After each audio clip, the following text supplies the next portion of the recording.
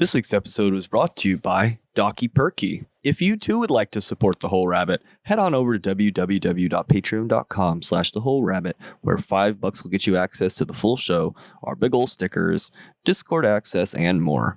If you were a subscriber in July, I had to buy some big envelopes because our Eat Cured Shoot lasers are too big. So don't fret, your stickers are on their way. Things are a bit hectic for me right now. I'm getting moved out of my place and fighting with the DMV to send me my actual driver's license I've paid a couple times for.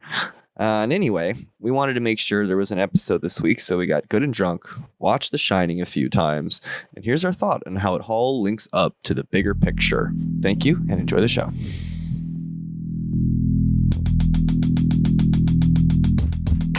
Around the area of the computers, and it kind of like... So you think it's like off. Some CERN shit? Yeah, I think that they're like fucking with the timeline. So that's what I think. And then there's like a bubble of locality around the computer that does it, or that the computer, in order to function, has to like fuck with the timeline somehow. Because that's how quantum computers work. That's how they make all the calculations in like an instant. Was it basically just goes into alternate dimensions and does it there? 333, you can see that painting, the Great Mother. Yeah.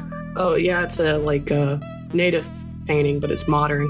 Hello, everybody, and welcome to The Whole Rabbit, where we don't just visit the Overlook Hotel in the summer and enjoy the good food and the hikes. No. We check our family in for the whole winter and subject them to the demons of our subconscious mind, who've begun to be fed upon by the egregore of the hotel itself, a bloodthirsty, microcosmic miniature of Colorado, America, and perhaps the Earth itself, woven into a labyrinth,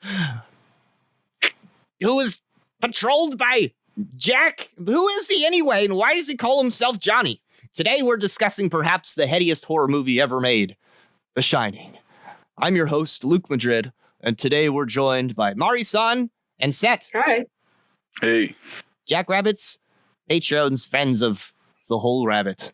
What's up with this opening shot in the miniature island? My thing is that water is like a symbol of subconsciousness or emotion. And then the island is like small and isolated. So it could be alluding to the fact that this is like, I guess the hotel would be isolated. I mean, you could look at it as a miniature.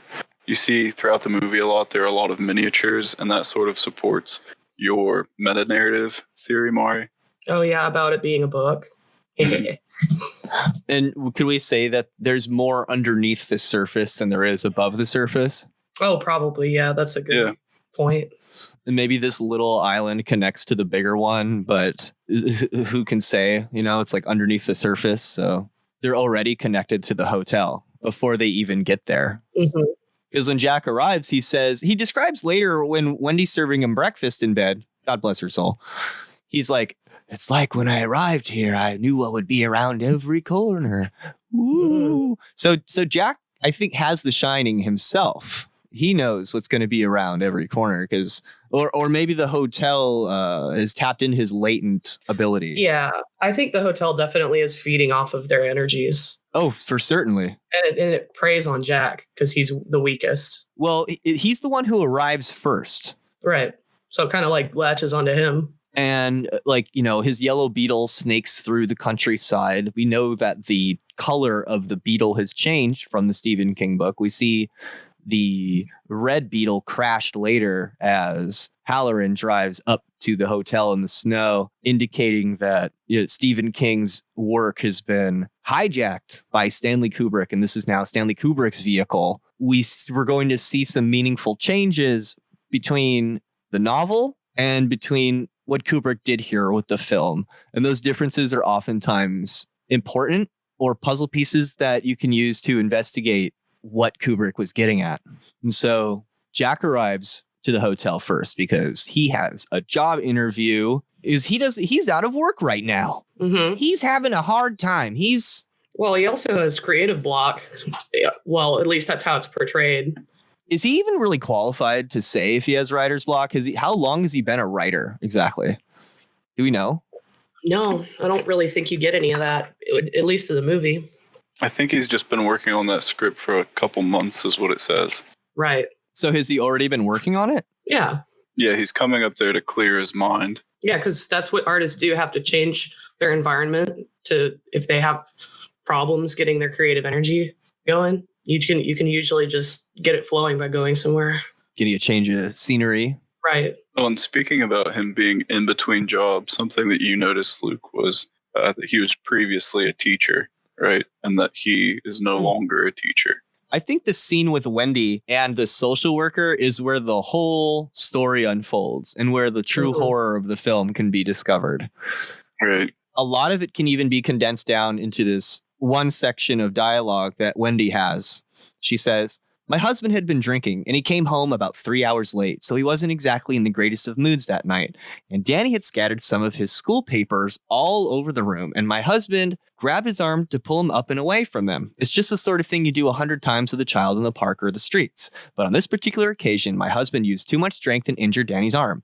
Anyway, something good did come of all of it. He said, 'Wendy, if I ever touch another drop, and if I do, you can leave me.' And he didn't, and he hasn't had any alcohol for 5 months. This is like really wacky. They took him out of school after that. He was having a hard time in school, and his father's a teacher, you know? So something's like really wrong in this picture, right? Like, Yeah. And Danny's like doing his homework because his school papers are out, and Jack is furious. So you can almost surmise that maybe Danny's afraid to do anything. He's afraid to even have his homework out because he got his shoulder dislocated and taken out of school, you know, when he was doing his homework, or presumably something that had to do with school, you know, and Yeah, it did relate because it was school papers. And his father's a teacher. So like, when does he ever have time off work, right? He has to go to work and be a teacher, and then he has to come home and be a teacher. Yeah. Does the guy ever get a minute to himself? Then, so it's really telling in her story, though, because he's only been dry for 5 months. But how long ago did this thing happen with Danny's arm? Because when this happened, that's when Danny started having Tony come into his life. Oh, yeah. We also know that Jack is out of work. So why is he not teaching? He said he was a former teacher. Yeah, but he either got fired or he quit. He's desperate. We find out later. That's why he's yelling at Wendy in the bedroom, like, "What am I going to go and work at a car wash?" A car wash. Yeah, a car wash is one thing he says, and it's inferred that he can't go back to his teaching job. Right. Mm-hmm. He's like in a different state now too. Mm-hmm. He must have done something really bad. He must have done something really bad. It's almost like they're on the run. Yeah, it does kind of feel like that, especially with how isolated this place is. And he's trying to make money as a writer. That seems a bit desperate. Like maybe it's some, you know what I mean? Like you suddenly can't make any work for yourself, and then you're like, "Oh, I'm going to be a podcaster and make money that way." Yeah. You know what I mean? Like suddenly he's some brilliant writer that's going to make a bunch of money because he locked himself and his family in a hotel. Like there's something just really wrong with the whole picture. And I think that's part of the horror of The Shining is it just builds up. It builds up and it builds up in your subconscious. And you just feel like Danny, like you just feel like something's wrong. Like when you're a little kid and your parents are trying to keep it together, but you know there's tension building and you don't know like what's going to happen. Or why. And that just adds to the horror, you know, because your subconscious mind gets to fill in all the blanks. And I do think that's precisely what the hotel does. When it projects the ghosts and stuff, it's definitely some kind of like it's feeding off your energy, and then it just shows you basically, I guess, visions based off of your own sins and emotions. And like Wendy's covering for him. And there's layers to it, yeah. The social worker has to like tease it out of her. Like, why was he out of school? Why did he dislocate his shoulder? And then she had to like dress it up and be like, well, he's been dry for 5 months. It's like, dude, that means he's been drinking. He's been falling off the wagon consistently. Mm-hmm. Mm-hmm. Well, and that's something that, people that are victims to abuse do a lot. They keep trying to tell themselves that, it was just this one time and that's not who he really is. And right. It was an accident. He won't do it again. He's not going to drink anymore. He hasn't drank in 5 months. Yeah, they stick up for the perpetrator. Mm-hmm. It's Stockholm syndrome too. She does look like she has Stockholm syndrome. And then what's worse is the psychologist or the social worker or whoever she is, she says, oh, this is just something that happens all the time to kids. And it's something they do to themselves. It's like, oh, so it's your job to show up and, help in this process of covering up. How come the only class of people we're allowed to hit are the people that have no means of self-defense, like at all. It is kind of a weird thing in our society that children are like our property and we can just hit them at, they're like the most defenseless class of people in our society. We could just like beat them at will. It's kind of interesting. It says sometimes nothing else works.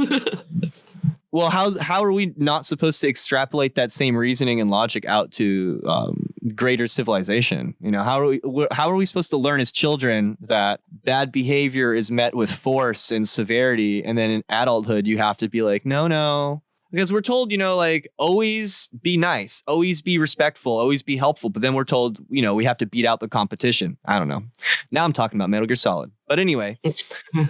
Here's the thing, Jack. So we're going a little bit out of order. Jack walks into the hotel and he's told to go over to the first door on the left, which is Ullman's office, right? This is the first indicator we have that something's like, because we'll find out later that it's not really like we can see behind the office in this first shot. He walks into the door on the left. That's where we see that painting that Seth brought up. What's it called?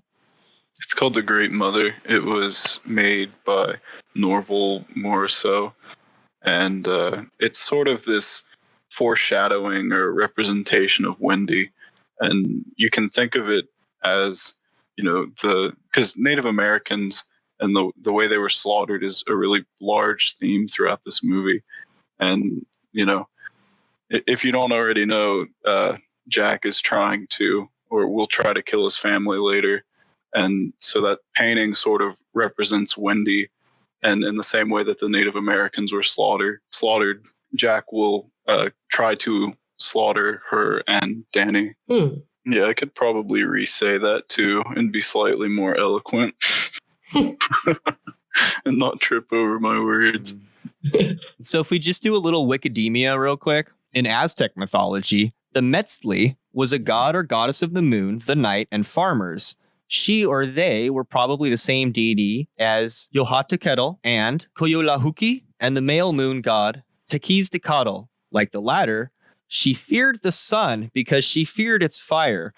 Also referred to as the lowly god of worms who failed to sacrifice himself to become the sun and became the moon instead, his face darkened by a rabbit. Ooh. Yeah, if that doesn't sound like Jack, I don't know what does. The moon and the sun were at one time equally bright. It's not being appropriate for gods to be equals. One of them threw a rabbit in the face of the other, and the one struck darkened to become today's moon. Henceforth, it is possible to distinguish a figure of a rabbit on the moon's face. During the full moon, the rabbit in the moon becomes readily visible. Well, that's cute. For the Otomi people, Zana was the moon, the queen of the night, probably the main deity. They called her the Old Mother, who represented both the moon and earth simultaneously. Her spouse, the Old Father, was the god of fire. The Otami counted lunar months as a period for new moon to new moon. They gave every month 30 days. There seems to be a motif in The Shining about patterns repeating themselves. And we can see here in native culture that's being referred to in the art here, there's a motif of combat between the lunar goddess and the solar god, and this fear of the masculine and of its viciousness and its heat and its fire, which is associated with the will and intuition and creativity itself, which is what he's having to, well, we see the symbol of the sun here because he's getting the job of becoming the sun, right? He's the solar deity of the hotel. He walks into Ullman's office and he's like, "Hey, what's up, Mr. Ullman?" And Ullman takes off his glasses because that's a barrier between the soul, right? So, or maybe he's just nearsighted or whatever. But right when they touch hands, right when they shake hands, there's a golden phallus that emits from his groin, right? He says, "Nice to meet you." So he's got this big golden heart on as they're shaking, and Jack is happy and he stands there kind of with his hands in his pockets and it's just pointing out at him. And then I missed that part. Yeah, that big impossible window shining behind them, because the window sits behind the emperor and it's supposed to be the window to the abyss. And if that's an impossible window, what else is that light coming from then? The abyss. It is good to note that above them is also the monolith device from 2001: A Space Odyssey. It seems to be hanging above them. Where? I can see it on my screen around the time the secretary walks off screen, having taken on the phallus herself, and then like walk into the phallus as the shot fades out, revealing actually a long golden block. Well, actually, it's not the hotel; it's the apartment building that Wendy is in. And Wendy, come to think of it, there's really no denying how much like a rabbit she looks. Her big old eyes and her buck teeth. I know a rabbit when I see one. Now, I guess Stanley Kubrick, kind of puts it all together for you. I mean, if she's the great mother, she looks like a rabbit. She had the rabbit thrown in her face. That has to correspond to the female menstrual cycle, right? Because rabbits reproduce every 28 days. The moon has a 28-day cycle. So she has the burden of having to carry the child. And that's like, I guess, mythologically speaking, that's how she's been weakened, I guess. The symbol of the moon being not as bright as the sun. And of course, what's up, Doc? Is wearing a rabbit shirt in the scene. Bugs Bunny, to be specific, sitting there with his mom, who looks just like a rabbit. She's reading Catcher in the Rye. Yeah. Danny's there eating some white bread sandwich. And they're both dressed very American Gothic. They look like your prototypical, like, American farmer couple, right? Like this motif of American. Like, yeah, they're red, white, and blue. Yeah, because they're about to reference the covered wagon trail out west. What do you call it? Oregon Trail and all that. Because they're about to talk about that. So they're sort of setting us up for that already, right? Right. That there's a connection here between, things didn't work out where we were because I screwed it up. So now I'm going to go somewhere else and that's going to make it better. Right. I'm going to go further into native territory because I can keep getting away from my problems by escaping further and further away. Right. I think it lured him. Like, I think that it happened. It was supposed to happen that way, basically. This is like way later in the end of the movie, but there was a caretaker a long time ago that looks exactly like him. Now, The Catcher in the Rye is an important book because it was the book that like has inspired a lot of it seems to be present in a lot of cases where people kind of like lose their mind. Like, I think the guy who shot Reagan? I think he was let me see. What's also interesting that it ends right before Halloween, like it closes down. That's what I mean. Here we go. So once again, using some Wikidemia, if we check out violent reactions for Catcher in the Rye, several shootings have been associated with Salinger's novel, including Robert John Bardot's murder of Rebecca Schaefer and John Hinckley Jr.'s assassination attempt on Ronald Reagan. Additionally, after the fatal shooting of John Lennon, Mark David Chapman was arrested with a copy of the book that he had purchased the same day, inside of which he had written, "To Holden Caulfield, from Holden Caulfield, this is my statement." So there's so you brought up the Kool-Aid thing, right? You brought up the idea that Kool-Aid could be maybe associated with what we learned about in our MK Ultra episode, that the CIA doses Kool-Aid with LSD, right? Well, it's kind of more like what was the name of that cult? So the Jonestown Massacre. Oh yeah, the People's Temple, I think they were called. Right. So the Kool-Aid, basically, the term "don't drink the Kool-Aid" came from that event, but this movie was put out. Kubrick made the movie like 2 years after this happened. So I think that the Kool-Aid is basically a flag in a scene that is to inform you, don't drink the Kool-Aid. Like, this may not be what you think it appears to be, basically. Like, this might be, because my theory is that most of this is, some of it's real, but some of it might be part of the book that he's actually writing. So anytime you see a Kool-Aid in the background, apparently that means that that this is like a scene from his book and not real. Anyway, that was the theory that I had read some time ago. I like it. See, I think that's interesting because he's trying to write a story, and the idea of him falling into his own story it's pretty interesting. Notice that there's a baseball right next to Danny's head as Wendy is reading Catcher in the Rye. Oh. And then a little a peeping Tom comes up from the book, right? And she places it down on the table. There's some cartoon sort of sounds play, subtly in the back. Yeah, see Tom, he peeps up and then he goes back down. And then she flips the cup. So Tom sort of animates a little bit. He sort of starts walking. And then like this is like all this stuff is super meaningful symbol. It's all there for a reason. Wendy's smoking a cigarette. You can see Bugs Bunny on a lot of cartoon characters. Danny's t-shirt. He's got his 42 shirt on. If you watch Room 237, there's a lot of symbolism that's discussed there as well. And I won't bring up all of it because I don't want it to be perfectly redundant, but the source in Room 237 says it was 1942 when the Holocaust just went into overdrive. So there's some sort of a reference to that, perhaps maybe the first reference to genocide in the film, besides the fact that like the guy who's sweeping the floor in the hotel is like kind of a subtle reference to the clearing away of the trees, and the destruction of the land itself, how it's seen as an act of cleaning or seen as an act of fixing.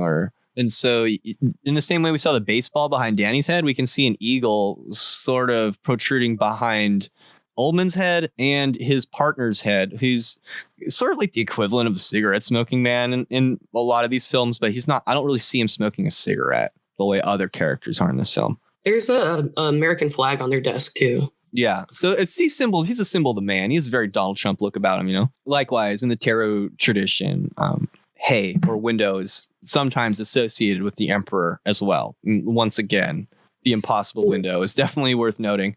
So also, and then the idea that the eagle is a predator and a catcher, and now Danny is the baseball. So we've got this subconscious association between, are these two eagles trying to somehow get Danny, right? Is Danny somehow like what ultimately we know the hotel is going to want to feed upon Danny, and it's going to do it through his father, who's trying to get the job here of becoming the eagle himself, becoming the Stuart Ullman for the winter, basically. He's going to be the caretaker. He's in charge. Everyone else is gone. Also, remember you were talking about how Jack is related to fire or the sun gods, and he has to keep the furnace going. That's basically why they have to stay there in the first place. Otherwise, they wouldn't need anybody there. So it's really just to run the furnace. Mm-hmm.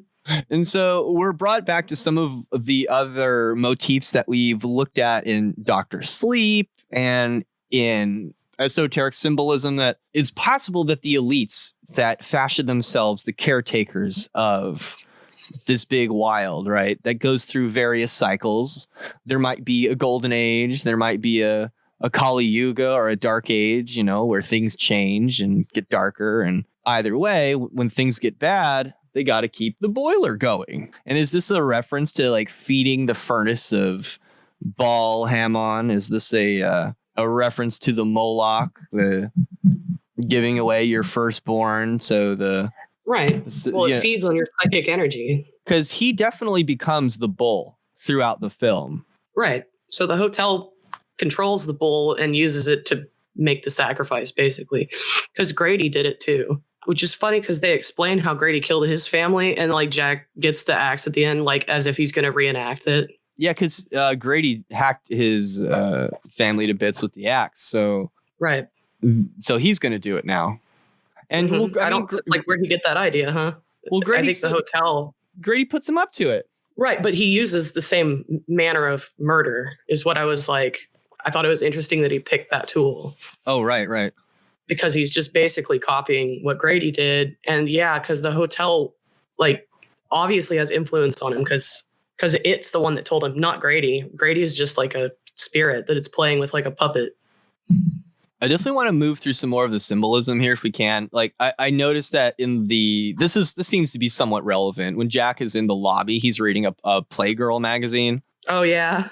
Yeah, and like he had just arrived there with his wife and kids. All their luggage is set there in the lobby, and like I noticed this too when they're on the way there.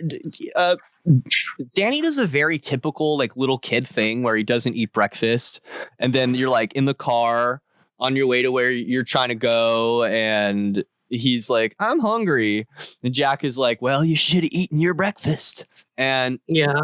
Then the whole wagon trail thing comes up because when he's like, "Isn't this where the Donner Party ate each other up?" You know what I mean? She doesn't really say it like that, but then Danny's like, "What's the Donner Party?" And then suddenly, because at this point Jack is seething already. He's just annoyed with the kid. Yes, Wendy, it's really high up. He's kind of pissed. Right? Yeah. Well, at this point, his mood sort of shifts and he gets like that creepy smile because he gets to tell his kid, like, yeah, they had to eat each other to survive, And then he gets like this like sadistic kind of like grin on his face. Some of like because he's getting something. He's getting something out of scaring his kid and his wife. Right. So there's this like you're already like getting high off the fear that you're creating. And like having that fear be a feedback loop is very much like what the hotel's going to do. And like, are they making the suggestion that Colorado itself is doing that, or the land is doing that, or what? Like, well, the Indian burial ground, I think that has a lot to do with why this hotel is like possessed. Like the blood coming out of the elevators. I always thought that was a reference to how many natives died for the hotel to be there. I think that is one correct and like more obvious, or all the victims that have been there. I don't know. I think it's all those things. I think that's totally correct, but I think that symbol goes a bit deeper than that. Oh yeah, sure. Because also the teddy bear that Danny's laying on with the doctor, the scenes are actually cut together really closely, but the teddy bear's face actually looks like the elevator, which I think Kubrick wanted to make it look like a gaping, bleeding mouth. So the teddy bear actually kind of looks like the bleeding elevator scene, and its eye is in focus such that the eye actually looks like the little arm at the top that tells you what floor it's on. Like it looks like those things. And then the teddy bear's mouth is open and red like the doors. Right. I just thought that was an interesting note that he really does pay attention to every little detail. Well, Ullman, who like says goodbye to these two girls. It's like, bye, girls. And they're like, bye, Mr. Ullman. Mm-hmm. It's like, who are these twins, right? Like, did they come to just play, But the archetype changes a little bit in the winter. I don't know. Well, and he's got red pants on. So is he like knee deep in blood, like waist deep in blood? So like, yeah, getting to the elevator. It's the first vision Danny has of the hotel, right? It's his shine going off. And it's the incident that Jack refers to later to try and get away from the fact that he's abused Danny in the moon room 237. He's like, it's just like the last time he had an episode. He did it to himself, because the psychologist says he has an auto-hypnotic, he goes into has some sort of a seizure or whatever, but he has the vision of this elevator, right? And so we discussed like, all right, it could be the blood, because they discuss as they're looking at the red snowcat, they had to fight off the natives as they were building the hotel, right? Mm-hmm. Likewise, I think that could be said like that's true of a lot of places in America. There's this pattern that's being set of violence and bloodshed. So I think you're absolutely correct, but America doesn't really stop there. And if we're going to look at America as a whole, you've got the lowest parts of it, the parts that aren't good, the parts that we would rather not think about, the parts that we try and overlook, right? That we would rather not think about. And so the genocide of the Native Americans, like so many Native Americans died, and like all those buffalo and all the trees. And because like when the settlers showed up here and the colonists showed up here, this land was like perfect. It was heavenly. They thought it was the promised land because it was so beautiful and so perfect. Like you could just stick your pitchfork in the river and just be fish on it. It was the land of plenty. And well, it was like, where can we can't, like, was there even room to like, can we even go hiking now, or is the trail closed, right? Like we've sort of expanded into it to such a degree that we're now very seriously needing to colonize space. And I think, is this an evolutionary destiny of humans? I mean, these are definitely thoughts that Kubrick had on his mind. And so what is this elevator? It represents both the highest, and I honestly think it's the red launch elevator from the Apollo space program. And the blood that's coming out of the bottom is the blood of the Native Americans, because our highest aspirations are built upon our lowest, as well. And they're connected. Ultimately, they're not disconnected. And the blood is like the red fire or the phlogiston that's pouring out of the bottom of the rocket. And it's like the red river of blood, phlogiston, that flows, I think, through the river of Styx or whatever in hell, something like that. And so there's this symbolism of the rocket launching, but it's not just a rocket, it's a solar phallus as well. So the elevator goes up, it's the connection. It's a reference to a boner is what I'm saying. That's what I think too. It's a symbol of how blood is associated with the male sexual response, and how the male sexual response can be examined as inherently violent or controlling or directive in some way. I don't know, because I kind of interpreted the blood as being feminine as well, because we were talking about moon goddesses and stuff. Right, and the blood of it's the blood of the womb of the chalice. So I saw it as feminine, really. Okay. Well, I don't think that's the thing. I think there's more than one way to interpret the film. But, right. We'll see later when Danny is in his Apollo 11 shirt, he's playing with his toys in the hexagonal pattern, which looks a lot like a slick, which is where you launch rockets from. And the rockets and all the stuff and materials pulled into place with a tractor tank-like vehicle that Danny is playing with. It's like a tank tread vehicle, but it's huge. And Kubrick actually worked on footage for this. He took photos of the giant cars that would move those things into place, and it looked just like the cars that Danny is playing with. And then that Baal, right? The Baal that we're suspecting is the name of the god that's so hungry, right? That needs to be fed in the boiler. That is the boiler itself. The Baal, which is another reference to Catcher in the Rye, rolls down to Danny, right? And so is he the catcher? Is he the one that's going to receive the damage of the phallic bat, which is like the instrument of, it's a sledgehammer in Stephen King's. It's like a croquet mallet, isn't it? And so the Baal here, because we see Wendy, she has a bat later. So but I think it makes it into a reference to Catcher in the Rye. So now Danny is about to catch a gnarly beating or some gnarly abuse. So as he rises up from the launch pad, he travels down the hallway, right? And he's already been told by Mr. Halloran to not go into that room, right? Because he, while Halloran is trying to warm him up to his psychic abilities, Danny immediately locks on to the darkest place in the hotel. He's like, well, what about room 237? Well, this is important because in the book and in the actual hotel, there is no room 237. Huh. See, that's when things start to... Also, this switch right here, they were just in the storeroom that Jack gets locked in later. There's like a switch on the outside of the door, and later when he gets locked in there, it's not there anymore. And people think it was like a filming accident, but I also think it has to do with there's two realities happening right now. One of them is not real. I like how Danny says, I know about cannibalism. I heard about it on the television. Well, television didn't tell him nothing about the Donner Party, so it just told him about the cannibalism. And Danny, it's Halloran who actually feeds him first, right? Because the Wendy tells him, well, when we get to the hotel, we'll feed you, right? But yeah, he gets ice cream from the cook here. Yeah. After, of course, he shows him that they've got a bajillion hamburgers and lamb's legs, and you don't like lamb's legs? You don't like lamb?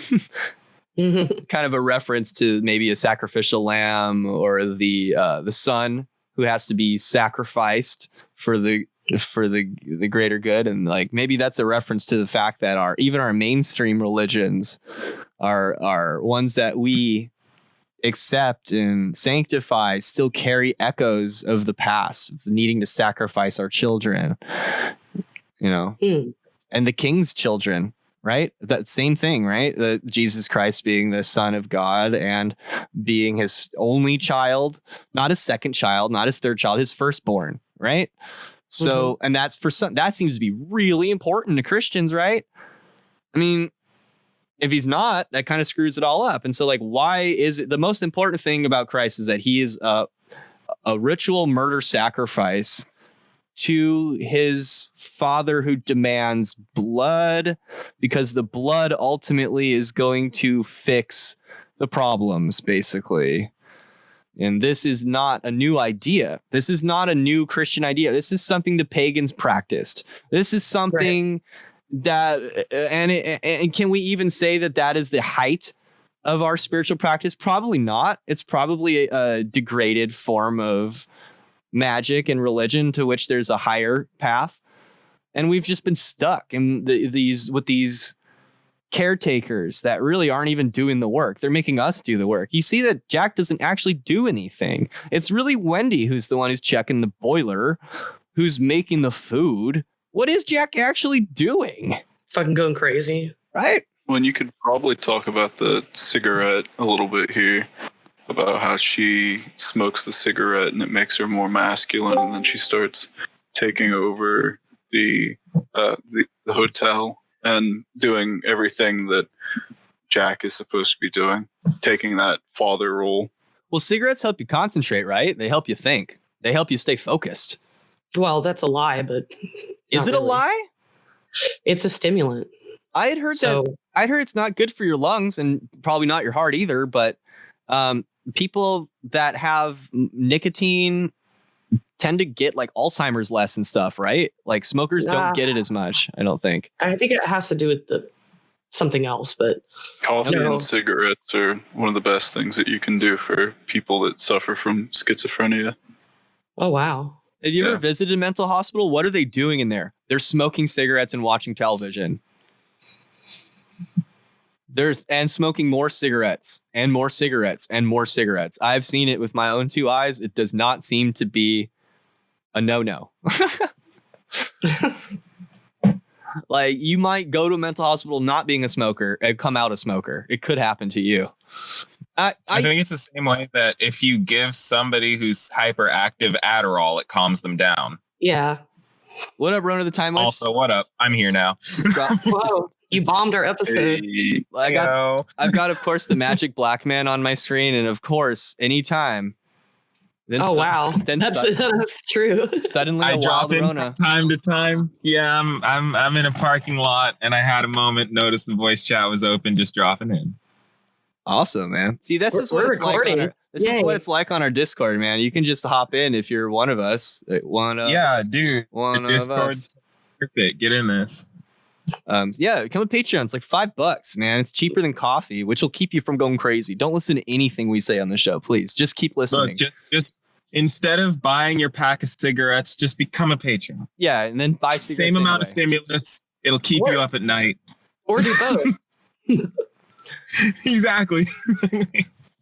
We had one of our patrons actually pointed out something really cool. Now I noticed that Danny, when he's talking to Halloran, he's got the 9 swords above his head, or he's got 9 blades basically from the kitchen. And 9 of swords is cruelty. And the image in the tarot is like somebody who's staying up and it's like grabbing his head because he's like, oh my God, the nightmares, I can't sleep. And he's having trouble and he's tortured by visions, and so is Danny. So, but like I was saying, each of their connections to The Shining is different. Like Halloran's, you hear like a high pitched whine, like a high pitched screaming, like noise whenever he has to shine. It's like strings or something. Yeah.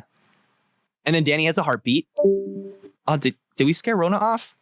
He said he was just chilling in a parking lot, so I don't know if he was going to hang around. Oh, sad face. And then I know. Well, dang it. Now that he's gone, I kind of want to keep talking about, well, we know the hotel is like a grumbling or a gurgling, maybe because it's hungry. And I didn't notice if Jack has the shine, if he has a specific sound associated with him. But I know in Dr. Sleep, Abra has a radio tuner noise. And I honestly don't remember what Rose has. And I was too busy watching The Shining to go and like rent Dr. Sleep and find out. I just didn't check. But I think Rose has her own specific noise when she taps into so it's like it almost suggests that every person who has the shine kind of taps into it a little bit different or has a different experience of it. Yeah, because I think if Jack has it, I think the way he's experiencing it is like not like it's a destructive way. Like he's being possessed. Yeah, I mean, you can see that just from the differences in the way that it sounds, the heartbeat versus the high-pitched shrill. And, well, his head is very shiny. Let's start there. Halloran's head is very shiny, and he gets the high-pitched whine when he does. And then Danny's heart is his shine, and he's got a silver cup at his chest during this conversation, right? Mm-hmm. And so I don't know if that's on accident, but it certainly seems to make sense to me. It's just like you were saying, the knives, and I mean, there's a chalice right there. Yeah, it's total chalice, dude. It's not just some crappy little, it's not like a Winnie the Pooh cup. It's like a silver chalice. And it's like ice cream is usually served in a bowl, but that's like a really fancy bowl cup. Fancy bowl, so dude. It's supposed to look like a chalice. And then this is going a little dark, but this is the same way that like sometimes good can be evil and evil can be good, and like too much of a good thing is bad, and a little bit of a bad thing can be good, right? So that's like a little bit of a bad thing can be good, right? Because you shouldn't have ice cream for breakfast. But at the same time, Danny does grow up to become an alcoholic like his father, which if you're trying to set some kid up to be an alcoholic, why don't you try giving him ice cream for breakfast? You know, like, because that's basically booze to a little kid first thing in the morning. That's like getting drunk, like right away on sugar. You're going to have a similar, you might get angry after a while, and you're going to crash and need to sleep. And you might get, instead of drinking water, you're just going to want to eat more sugar or drink more sugar, right? Because you usually are attracted to ice cream when you're thirsty. So anytime you want ice cream, you really just need water, right? So I don't think I'm making too much of a stretch here, but it's his father's vice. And this idea that like patterns continue and that we inherit the sins of our fathers. So, and generational abuse. It's maybe Jack has been abused as a kid. It's like, who is the old crone in the bathtub later? Well, I looked her up, and she apparently was a woman who went there to have an affair with a young man. What? And he stood her up and like stole her car and shit. And she got so depressed from it that she just like killed herself in the bathroom. So that's why she's like horny for him when he walks in, because she was just like stilted by her lover. So she got ghosted and stranded.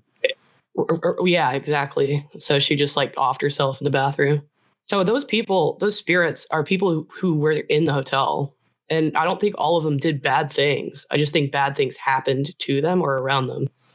And then like you were saying how like Jack seems to like eat Danny's fear in a way, like he gets enjoyment out of it. Yeah. Almost like he's eating it. So like the hotel's feeding on these negative psychic happenings. So if someone's gets murdered or commits suicide or something, obviously that's like recorded inside of the hotel entity. So it's just like playing stuff back at them, really. Okay. Yeah, I feel that. Can I bend something back at you that kind of, you said something that made me think like I learned this in school, right? So it must be true. I hear that most of the time we laugh, it's usually due to the suffering of others, in fact. And there's no more prime example of that than the old school Looney Tunes, which have also been Mandela affected, because some people remember to spell tunes like Toons, but it's actually spelled tunes like music. Right. So that's another Mandela effect. And just like how this typewriter changes from white to black. But what I was getting at was Danny, after he's been abused, right? He's sitting there watching TV, and he's watching Roadrunner and Wile E. Coyote. That's a perfect example. The whole reason you would ever laugh is because something bad happens to the coyote. Yeah. That's the whole joke. I always felt bad for him, though. Yeah, I always did feel bad for him, too. Don't you just want him to catch the Roadrunner at least once? Yeah, I wanted him to eat. I wanted that to be like the last episode. So, are you seeing this miniature yet? I almost want, the miniature so Jack is looking at the miniature of the maze, the labyrinth. Yeah. Before we get too far into the labyrinth, I have to bring up my favorite game, Grand Theft Auto 5, which features a labyrinth outside of the Getty, which there is no labyrinth outside of the Getty. And then the bank is Minotaur Bank, and it's totally a Shining reference. But anyway, and just in the same way that Los Santos is a miniature, and a convincing miniature of Los Angeles, that I think you're onto something is what I'm saying, that miniature labyrinth is like it's like he's trapping his family in the labyrinth in his mind or something, like what does it mean?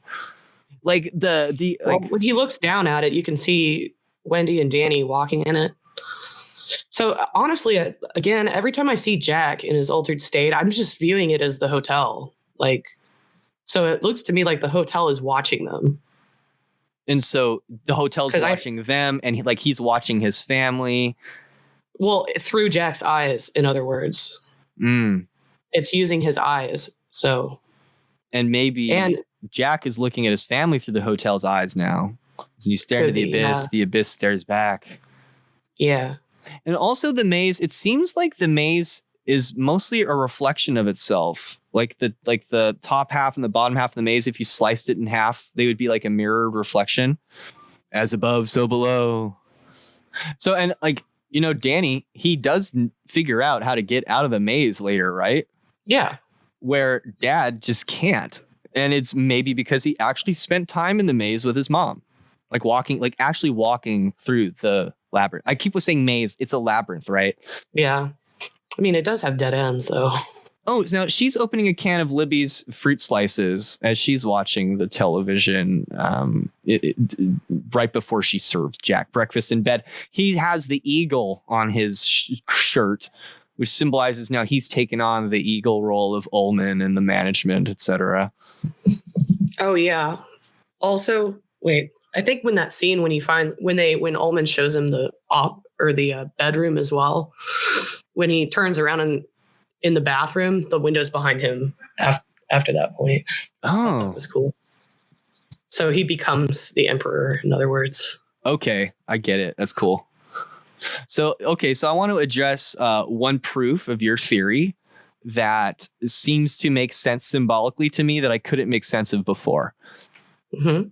So while he's writing, you're suggesting he might actually have something written. He might actually be writing something, and because he here in this scene, this is where he like cracks. Like Wendy walks in with some red boots on. It almost looks like it's nighttime, but it's hard to tell. I think it is, or maybe it's early in the morning.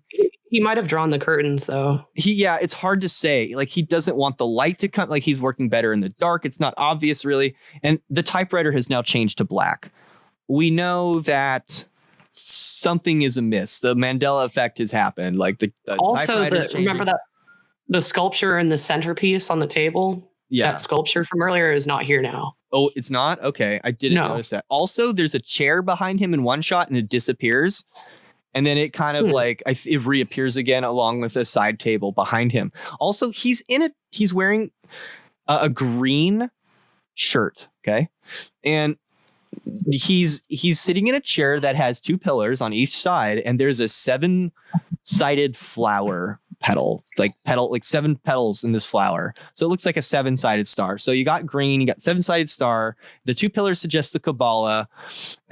It seems to suggest that he is now Venus, and Venus is of course symbol of Lucifer, the fallen one. And Kabbalistically, where the sun is the light, Venus is the light having descended now into fire, right? And so he's become fiery. He's no longer able to keep his mask on, right? Right. And Venus is all about external beauty and wearing masks, and his mask is now slipped.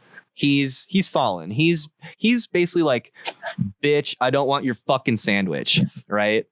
Like, you can't even make me a fucking sandwich. Get the fuck out of here. Like, if you hear me typing, if you don't hear me typing, don't bother me. And then she's like, uh-oh, what have I gotten myself into? She walks away with the red boots on. See, is she been walking around in blood too? Why is her boots red? Like, she's always in blue and red, and Danny is too. Okay. I think and the scooter is red and blue. When he swaps these colors around, it means something, but I'm not quite sure yet.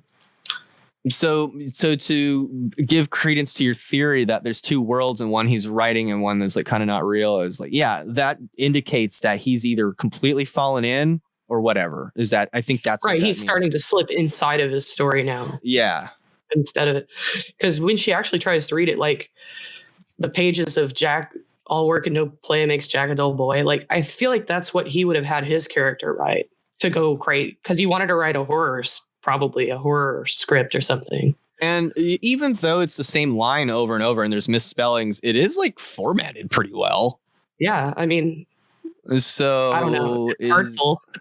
Yeah, so it does like maybe there is some two worlds thing going on where it really is a real thing he's working on, and whether it's good or bad, it's still actually something. But in the micro world, in the little miniature world that he's put, because that's pretty much what he's done. Is this Kubrick like musing on the fact that like he has to draw from his good, like, because he has a happy marriage, right? You're right. The statue is totally gone from that desk now, and he's typing. So like is this Kubrick's way of saying like, I'm writing horror, but I have to like kill something that I love in my story. I have to draw from my own experience and my own understanding of goodness, and then subject these fictional characters to this evil, right? And and as a creator, like there's you can't create you have to be partially that evil. You have to embody that evil to some degree to be able to write about it.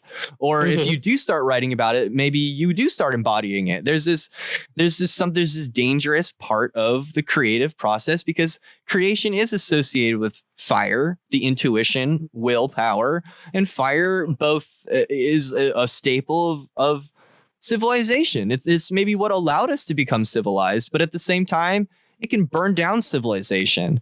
It can be used to cook your food, or it can be used as every weapon you could imagine.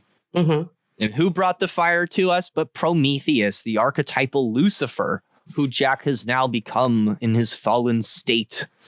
Oh yeah, and what you were pointing out with Wendy and the cigarette. So after the fall in the movie, which seems to happen like in the first. By the end of the first, like if you were to cut the movie into 3 pieces, it's at the end of the first piece. I really should know more about film to call it like acts, the end of the first act, 3 acts. I don't know, something like that. All right. So the end of the first act, now they've fallen into the book. Wendy's wearing a yellow, more native pattern, but she's wearing yellow and she's smoking a cigarette. Her foot is on the desk. Right. And she's talking on the radio. She's getting stuff done, So I get where you're coming from. Like she gets to take on the masculine role, and even she wears the clothing of the sun. But also the goddess is clothed in the sun too. So that's a tarot thing as well. Because in the Empress has she's covered in a dress that has suns on it. Maybe sometimes bees. So here at the end of the first act, we've got Wendy and Danny on the floor watching a TV that's not even plugged in. Right. And Danny is like, I just want to go get my toy, my fire engine. And like at this point, Wendy is like, don't make a sound. I don't want you to wake. Like they're afraid. They're afraid of their father, like fully at this point. He snaps. Sorry, I gotta take a break real quick. Okay, let's go take a break real quick. Let's go take a break. The waiter in the hotel bathroom with Jack, that's a different Grady. Weird. He has a different first name. But the caretaker either was related to him or they maybe father and son or something like that. So because he originally denies being the caretaker. Because it's not him, it's somebody else. Because that man was a waiter. And when he says, you've always been the caretaker here, remember they show the photo at the very end and the caretaker in the 20s looks exactly like Jack. Yeah. So Jack might be related to someone who worked there. Which some people think possible. That he's like a reincarnation of that Jack. They say that it's either he's a reincarnation or that when he's in that photo that he gets absorbed into the hotel. Yeah, because he's not there that photo's not there in the beginning 6 shots, but it just appears there at the end. Yeah, I guess you could also say with your like miniaturization that it's him writing himself into the story. If it is just all a narrative. Also important to note the date on the picture is the 4th of July. Oh, wow. And then it's 1921, which it might have some historical significance, but just the numbers alone, 19, the sun, and then 21, Saturn. And so you have the sun and then the Lord of Death, the evil father of time, Saturn, who ultimately, even though he's the best teacher, he kills all his students in the end. Dude, didn't Saturn or Kronos eat his children? Correct. Yeah. Did we ever say what the significance of room 237 was? We didn't talk about that number. That it's the number of miles from the Earth to the moon. Oh, what? Right? Yep. The moon. Yeah, the distance from the Earth to the moon is about 237,000 miles. I think it might be our estimates now might have it be a little bit longer, but that's it. It was probably chosen for that reason. And there's other symbolism that associates it with the moon. Kabbalistically, the pink and the green can be, well, at least all that purple can be associated with Yesod. And I think in different scales, the green is there. There's also the two mirrors, and the moon is a mirror of the solar light. And the red key that he uses to get in, it looks like one of those like flight tag things where like remove before flight. Oh, yeah. And it has the floor pattern changes to a more like it's hexagonal outside, but then it just looks phallic on the inside. And Yesod is associated with the genitals also.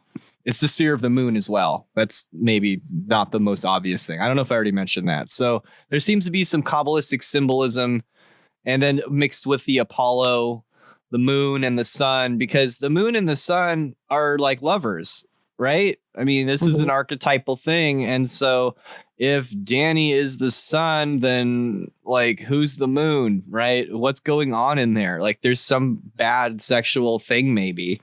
Or either way, he suffers some kind of abuse in there. And I don't tend to think it's the ghosts. I think it's the dad. Likewise, the floor pattern in that room, in the moon room, is this same shape of the mirror that we see in Jack's bedroom, where Danny is able to like see himself in the reflection, and his like pants are off, like underneath the mirror. It's creepy. It's creepy in the scene where you know, he goes to get his fire truck, but his dad's like sitting there awake, and it's like, "Are you having a good time, Danny?" "Yes, Dad. You'd never hurt Mommy or me, would you?" "What do you mean, Danny?" You know, like he's getting a little weird. And like, this is the scene where he's becoming strangely motherly, you know? He's wearing blue, and Danny has a shirt on with Mickey, and Mickey's kicking a football. So there's definitely like there's definitely something creepy going on here, like between Jack and his son, and it's bad. It's really bad. The movie is clever because it's like, oh, it's just ghosts. And then Wendy is actually here. This is another telling thing about what happens in the moon room is Wendy is down in the boiler room. She's wearing the green now. She's got the green clip, and she's over next to the danger high voltage, and she pushes the button, and then she hears Jack screaming, and you can see from behind her head going back and forth. It says Cho King. Oh, wow. It's on the board right behind her as she's messing with the high voltage switch. And she can hear Jack screaming at his typewriter, right? Where he's like, "Oh, I had the most terrible dream." What was your take on that, Mari? You had a take on that, right? It almost seems like he's acting. Yeah, it does. Which is, again, why I like the narrative idea, because it's almost like a badly written book, which you were asking, like, what is he doing all day? It's like, well, maybe he was focused on the wife and the kid character too much in his book or something. I don't know. And didn't write what he was doing. Well, he's screaming, right? And she's like, yeah. Jack was wrong. He's like, "Oh, the most terrible dream." So I had a dream. I hacked you to pieces. And he kind of looks at her reaction. So I think what you said he's testing her. That's what you said. Like, it looks like he's not being entirely sincere. It's that same look on his face that he has in the refrigerator where he's like, "Oh, Wendy, you hurt my head really bad," you know? Yeah, he wants to convince her. And it's that same like bullshit acting, like feel bad for me stuff, right? But right. He doesn't seem sincere. He seems like it almost is like a little boy face. You know? Oh, narcissists do that all the time. I must be losing my mind. And so Wendy is just like, "Oh, it's okay, honey. It's okay, dear." And he's absorbing all the sympathy, right? He's the victim. Yeah, that's why he hates Danny, because he likes being the victim. And basically. And when she's embracing him, he's like tempted to like push her off of him. He's like looking the other way, like gritting his teeth almost. Like, this is Jack Nicholson being an amazing actor, right? Like, yeah, he's acting. He's doing. You have to be such a good actor that you know how to act bad. Yeah. I don't know. And so, okay, so Danny comes out all disheveled, right? And at first, he's being dismissed by his mom. Jack is already there absorbing all the sympathy. He's the victim. And, mom's like, go to your room, get out of here. Right. But he needs his mom because he's sucking his thumb. And like sucking your thumb is like he's gone back. He's reverted like back to childhood. And earlier we saw the choking behind her head. Right. And now it appears to be some bruising around his neck. Yep. And also what's funny is when Jack is screaming and all like, she's like, oh my God, Jack, are you okay? But Danny's here sucking his thumb, right? And she just like tears it out of his mouth and is like, what's wrong, Danny? It's bad. Like there's an imbalance going on. Like she's the one that needs the sympathy. But then she kind of realizes she's like hugging him and she looks over at Jack and Jack has like this stupid, incredulous look on his face. You did this to him. And this is like the one time like it actually makes sense. Like actually what's going on. Like she knows. You did this to him. You're acting, you're full of it. She just instantly accuses him. How could you, she finally she kind of stands up for him then. Like she's been doing all the work. She's been the responsible one. Maybe the tables have turned.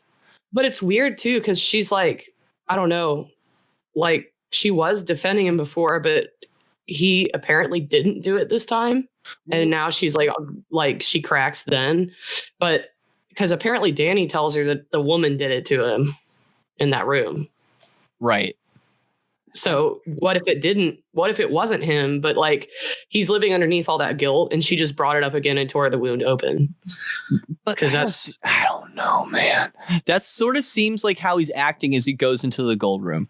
Yeah, when he's in the gold room, it makes you almost want to think that it wasn't him doing it. I'm really unsure whether it was actually him choking Danny. I mean, obviously it probably was, but they set it up to where it looks like he was sitting there dreaming. So he might have had an alibi. Like if he really was asleep downstairs. If you'd like to hear the extended show where we talk more about things that are going to get us in trouble someday, head on over to www.patreon.com/thewholerabbit, where for just $5 we'll give you stickers, Discord access, and you can actually